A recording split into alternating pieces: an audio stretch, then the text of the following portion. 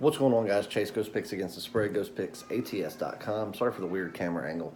Moving a lot of stuff around to change where I do the videos and stuff next week. So, just kind of working off of a laptop right now. So, just bear with me. It's getting kind of late, but happy Father's Day to all the fathers out there. I'm a father, so this day means a lot to me. Fatherhood is one of the craziest, wildest journeys you could ever imagine, but I wouldn't trade it for the world. It's the most important job in the world. So, had to do a few things this morning that the girls had planned for me. So that comes first. But let's jump into a quick recap. Pretty simple recap of yesterday. Only had two plays. A free play, which was the Tampa Bay Rays, which they decided to shit the bed in the second inning.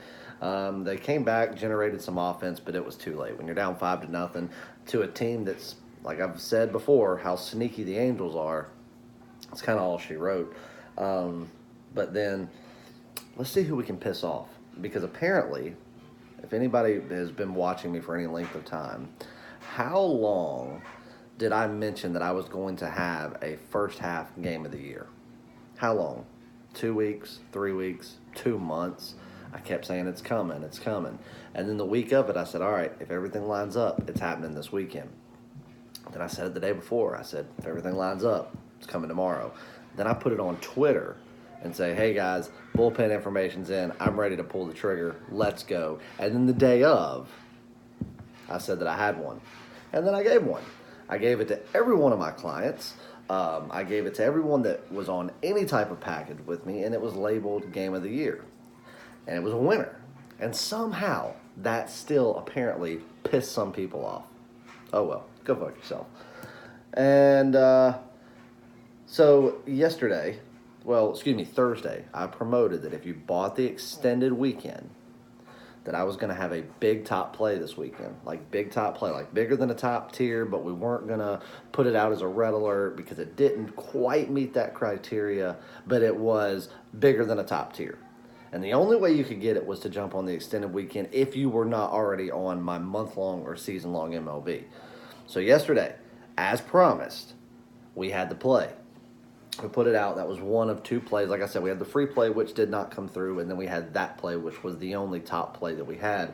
Cleveland Indians on the run line. They came through 1-4-2, and as far as big top plays, 4-1 in the last 5. We did drop our last,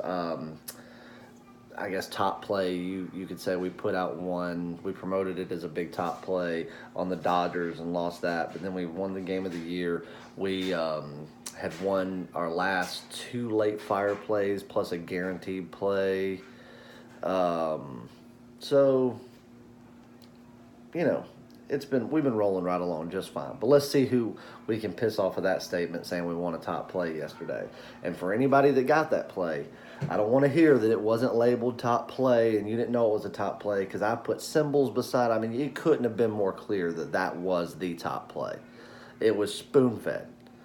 So anyway, we've got a big top play today that I like. It's not as high rated as that one, but if you are interested in a standout play, I have 2 plays today. You can get it. Go to Sunday Funday. It's $20. You can get any capper you want, their entire day card. So let's jump into it. 1-1 day yesterday, but it was a profitable day because we won the big top play. And if you bet like I tell you to, we obviously step out on the top plays heavier than we do the normal premiums or free play. So that means that we would have already come out ahead just on that alone. But we didn't lose a lot of juice on the free play. So we came out profitable, and that's all that matters. So another winning day. Sometimes it's not always about just wins and losses. It's about profitability. And even though we went 1-1, we still made good money. So that's what it's about. All right, let's jump into a free play that I like. I like the Yankees today. Now, the Yankees, obviously, they have control over the AL East, but they get to go up against a team that I've made a lot of money with in the White Sox, a team that I've kind of stood behind as far as an investor, a team that's really made me a lot of money. I just don't think the Yankees are in a very good spot today. Now, I'll tell you why. This club absolutely clobbers right-handers. They beat the brakes off of them. So today, when you're going up with a right-handed pitcher that's got an ERA north of 5, and a Yankee squad that has also taken a loss in the last 2 days of pretty significant caliber, like that 10-2 loss, you know good and well the Yankees want to make a statement. Now, granted, they are on the road, but that doesn't matter. Paxton, he had a bad outing last time, but I think he had 6 consecutive starts where he was a fantastic start, a very backable pitcher, somebody that you wanted to always take into consideration when he was stepping on the mound.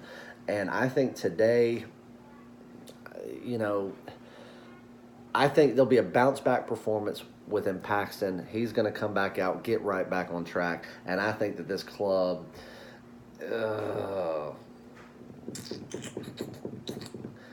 I just think they're going to clobber him. And not only that, Nick Lentz is supposed to be the umpire. When he is the umpire, runs get scored because he is very, very generous with the strike zone. So, and I say generous, maybe that's not the right word. There's a very broad area for him. So it's easy for people to get full counts. Pitchers always end up adjusting with him and start throwing either high or low depending on what they start with.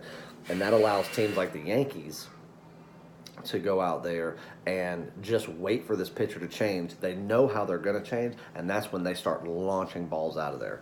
The fact that Nick Lentz is supposed to be behind the plate on Sunday, that makes me think over, which I think, let's check the total in the game. That should lean for you.